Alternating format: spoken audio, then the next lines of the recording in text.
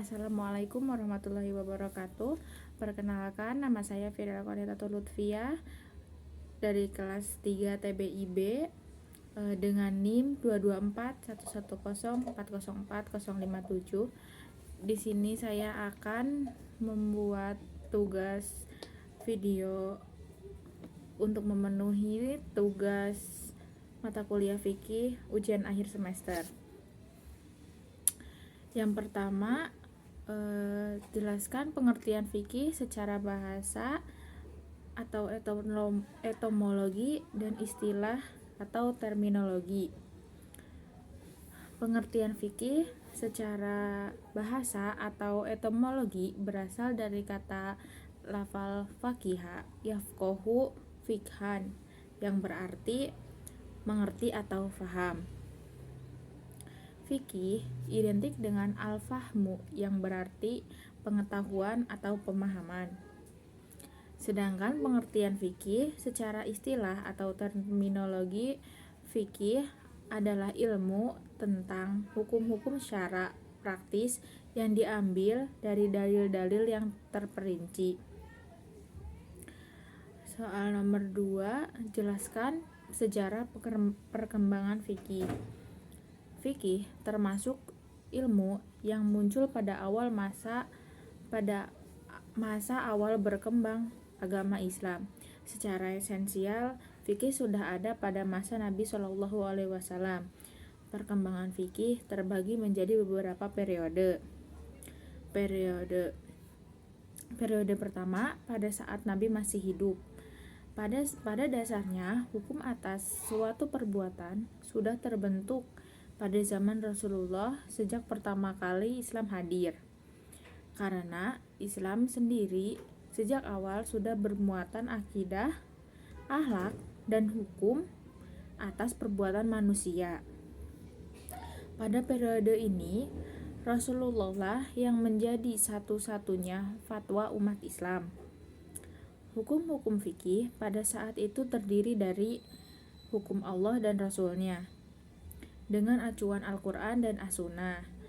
Jadi tidak mungkin terjadi selisih pendapat saat itu, karena memang hanya ada satu orang yang memegang otoritas hukum, yaitu baginda Rasulullah SAW itu sendiri. Periode berikutnya adalah pada saat zaman Nabi, sahabat. Rasulullah sudah tidak ada. Bagaimanapun, problematika sosial akan terus menyebar dan berkembang, dan tentu saja hukum Islam tidak bisa lepas dari hal ini. Pada periode ini, banyak persoalan agama muncul yang tidak ditemui pada saat Nabi hidup. Otomatis para sahabat melakukan ijtihad, memutuskan perkara, memutuskan fatwa, menetapkan hukum syariat dengan tetap mengacu pada hukum periode pertama, yaitu periode baginda Rasulullah. Sehingga produk hukum pada saat itu terdiri dari hukum Allah dan Rasul-Nya saja, serta fatwa sahabat dan keputusannya yang bersumber dari Al-Quran dan As-Sunnah sendiri. Dan ijtihad sahabat juga.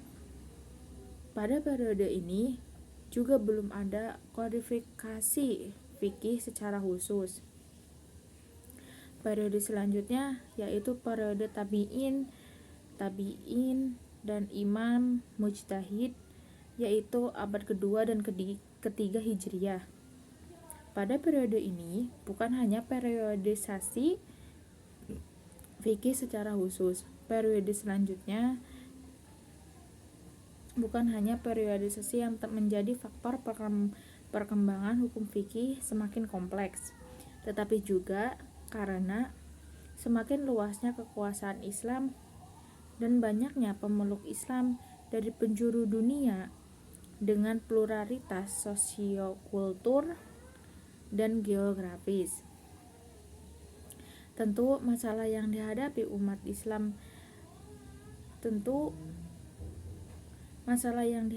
umat muslim, terutama para mujtahid, lebih serius.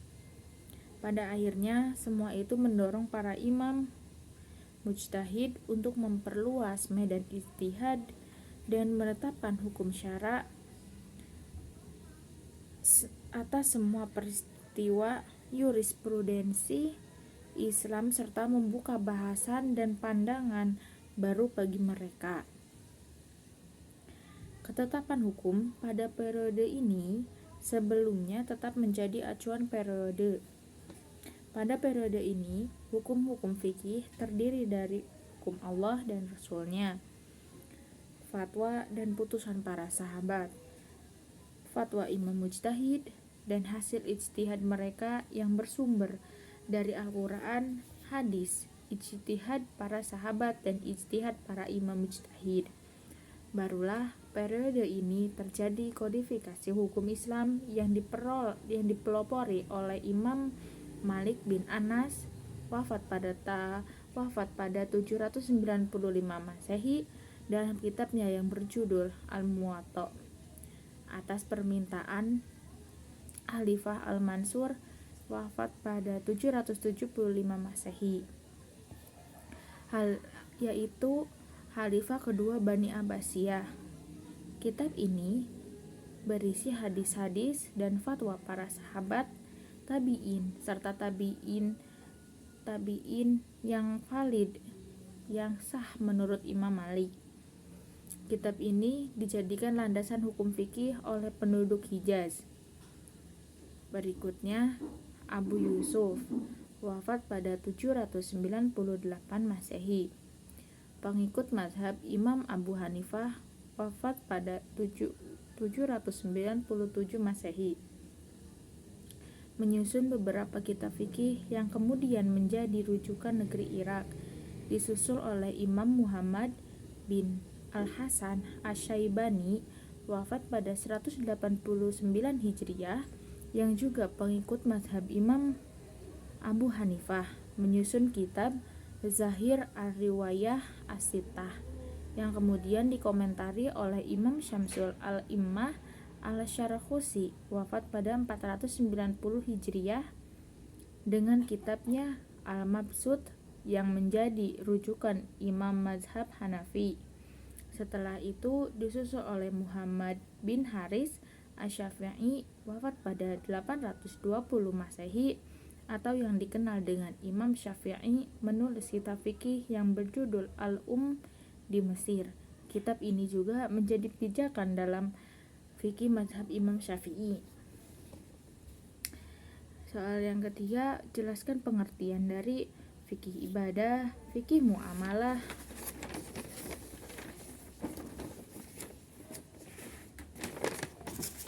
fikih jinayah, fikih siyasah, dan fikih munakaha. Yang pertama, fikih ibadah. Fikih ibadah merupakan pemahaman mendalam terhadap nas-nas yang terdapat dalam Al-Quran dan As-Sunnah yang berkaitan dengan rukun-rukun dan syarat-syarat yang sah tentang penghambaan diri kepada Allah. Maka fikih ibadah adalah ilmu yang menerangkan tentang dasar-dasar hukum-hukum syar'i, khususnya dalam ibadah khas seperti meliputi thaharah, sholat, zakat, syaum atau puasa, haji, kurban, dan akikah, dan yang sebagainya, yang kesemuanya itu ditunjukkan sebagai rasa syukur dan ketundukan dan harapan manusia kepada Allah. Yang kedua, fikih muamalah.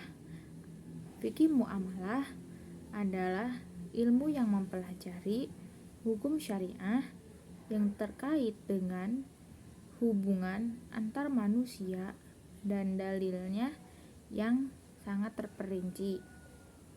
Pengertian muamalah menurut istilah syariat Islam ialah suatu kegiatan yang mengatur hal-hal yang berhubungan dengan tata cara hidup sesama umat manusia untuk memenuhi kebutuhan kehidupan sehari-hari.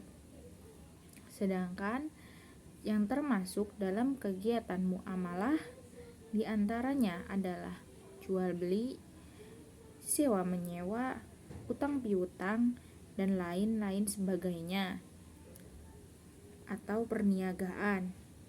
Dari pengertian tersebut dapat dipahami bahwa muamalah mempunyai dua arti, yaitu umum dan khusus. Fikih muamalah atau fikih khusus adalah hukum-hukum syara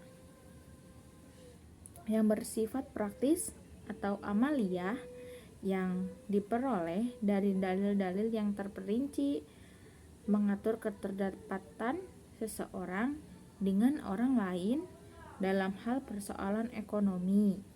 Sedangkan fikih muamalah atau fikih umum adalah peraturan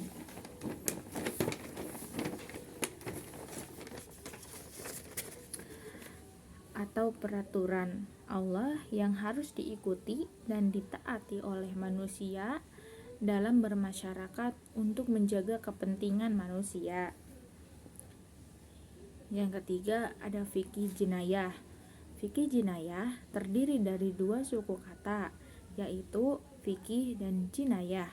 Fikih jinayah adalah mengetahui berbagai ketentuan hukum tentang perbuatan-perbuatan kriminal yang dilakukan oleh mukallaf.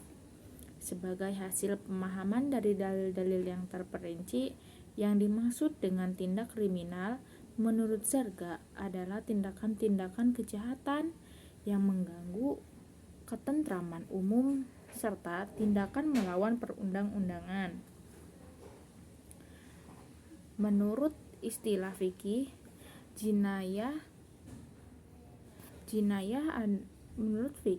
menurut istilah fikih, jinayah adalah pelanggaran yang dilakukan oleh seseorang terhadap hak Allah atau larangan Allah, hak-hak manusia dan hak binatang, di mana orang yang melakukan wajib atau mendapat diberi hukuman yang sesuai baik dunia dan di akhirat. Dalam rumusan lain disebut bahwa jinayat yaitu perbuatan dosa besar atau kejahatan pidana atau kriminal, seperti membunuh, melukai seseorang, atau membuat cacat anggota badan seseorang. Yang keempat, fikih siasah. Pengertian siasah secara terminologis yang memiliki arti memimpin atau mengatur segala sesuatu dengan cara yang akan membawa pada kebaikan.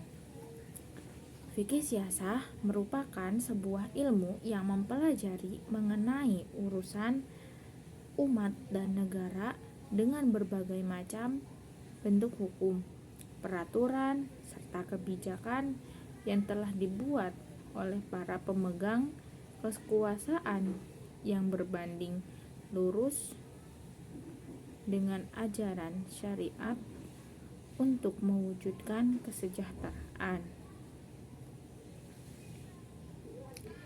Dapat disimpulkan bahwa fikih siasah merupakan salah satu ilmu yang secara umum membahas mengenai kepentingan negara serta secara khusus mencakup mengenai kebijakan, peraturan, dan hukum yang telah diciptakan oleh para pemegang jabatan yang berdasarkan pada agama Islam. Fikih siasah dapat juga disebut ilmu yang mengajarkan kita pada tanggung jawab. Yang terakhir ada fikih munakahat atau fikih yang meliputi tentang pernikahan, mengapa pernikahan itu terjadi, akad, mahar, dan semua yang mencakup pernikahan. Fikih munakahat atau fikih pernikahan adalah ilmu yang menjelaskan tentang syariat suatu ibadah, termasuk pengertian, dasar hukum, dan tata cara yang dalam hal ini menyangkut pernikahan, talak, rujuk, dan lain sebagainya. Fikih munakahat adalah aturan hukum tentang pernikahan, mulai dari akad nikah hingga aturan tentang berumah tangga. Mungkin cukup sekian penjelasan dari saya.